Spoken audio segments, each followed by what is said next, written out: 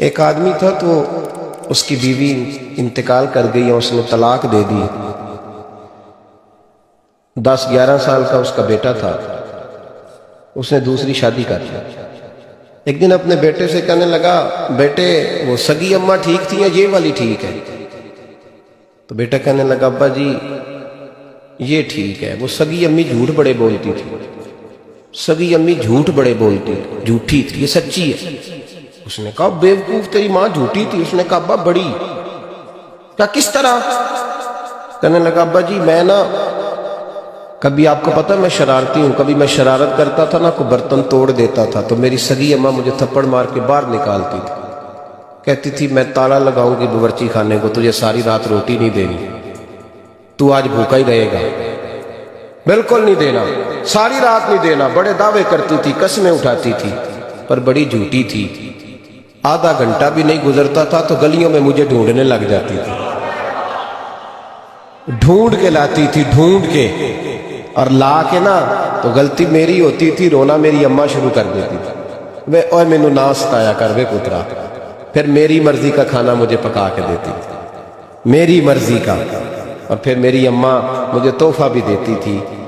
ابا جی وہ جھوٹی تھی، پہلے کہہ رہی تھی ساری رات نہیں دینا، اب آدھا گھنٹہ۔ یہ بڑی سچی ہے جو اب آئی ہے، میں شرارت کرتا ہوں تو تھپڑ مار کے نکال دیتی ہے، کہتی ہے روٹی نہیں دینی، پھر میں ساری رات رو کے گزارتا ہوں پر نہیں دیتی۔ یہ سچی ہے، وہ جھوٹی تھی۔ تو ماں کے درد کو کیا سمجھے؟ بچے تو کہتے ہیں اماں نے ہمیں قید کر دیا، اماں کہتی ہے میری مرضی سے کھاؤ، اور تجھے نہیں پتا اس نے قید نہیں کیا، وہ تم سے پیار بڑا سچا کرتی ہے، اور بڑا سچا پیار کرتی ہے تیرے ساتھ، بڑا سچا۔ بیٹا برگر کھا کے آ جاتا ہے، اماں کہتی ہے روٹی کھا لے، کہتا ہے نہیں آپ نے بینگن پکائے ہوئے ہیں میں نے نہیں کھانے، تو اماں منتیں کرتی ہے، کہتی ہے چل تو دس کی کھانا ہے، تینوں سیویاں نہ بنا دیاں، فٹافٹ دال پک جائے گی، کیا کھائے گا؟ ابا جی میری طرح قریب سے کہتے ہیں چھڈ پر بھوک لگے گی تو آپ ہی کھا لے گا، لیکن اماں کہتی ہے اسے روٹی نہ کھائی تو مجھے نیند نہیں آئے گی۔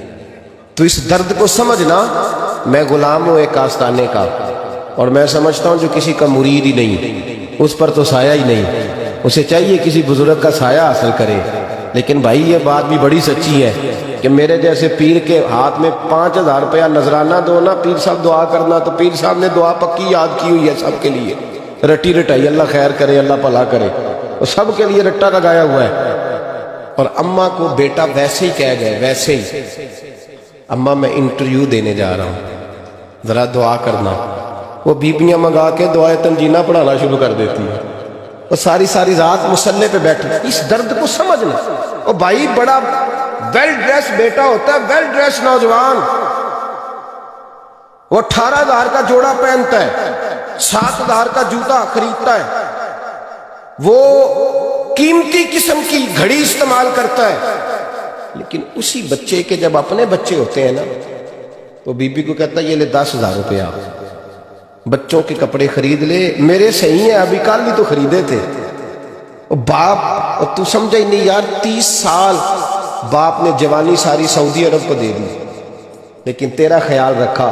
میں ایسے لوگوں کو جانتا ہوں جنہوں نے 30 سال پردیس میں کمبل نہیں بدلا، وہ جہاں گئے تھے تو ایک کمبل خریدا تھا پھر بدلا نہیں۔ تو ماں باپ کے بارے میں، اور یہاں بچے حساب کرتے پھرتے ہیں، بھائی تو پچھلے مہینے بھی 5,000 دیتا سی، تسی پیسے ادا کر دے کی ہو، ماں باپ سے حساب کرتا ہے تو۔ ترمذی شریف کے لفظ ہیں، ایک صحابی نے آ کے عرض کی یا رسول اللہ پیسے وراثت کے نہیں، میرے ابا جی نے نہیں دیے مجھے، اور میں نے خود محنت کر کے کمائے، اب میرا ابا مجھ سے پیسے مانگتا ہے تو کیا کروں، وہ میرے ہیں، میں نے کمائے ہیں، ابا جی نے نہیں دیے، وراثت نہیں، حصہ نہیں ملا۔ حضور میرا ابا مانگتا ہے تو میرے لیے حکم کیا ہے؟ تو نبی پاک نے فرمایا کیا کہا تم نے؟ پیسے تیرے ہیں؟ کہا حضور ہاں۔ تو فرمایا ابا کس کا ہے؟ کہا یا رسول اللہ میرا۔ تو فرمایا اگر تو اپنے والد کا ہے تو تیری ہر شے تیرے والد کی ہے، تو بھی تیرے والد کا ہے تو تیرا مال بھی تیرے۔ ماں اور باپ یہ تو حسن ہے زندگی کا، یہ تو وقار ہے انسان کا۔ جب تک ماں باپ کا ہاتھ پکڑ کے چلو گے نا رستے سیدھے رہیں گے، اور جس دن انگلی چھوڑ کے سڑک پہ نکلنا پڑا نا سر چکرانے لگے گا، یاد رکھنا۔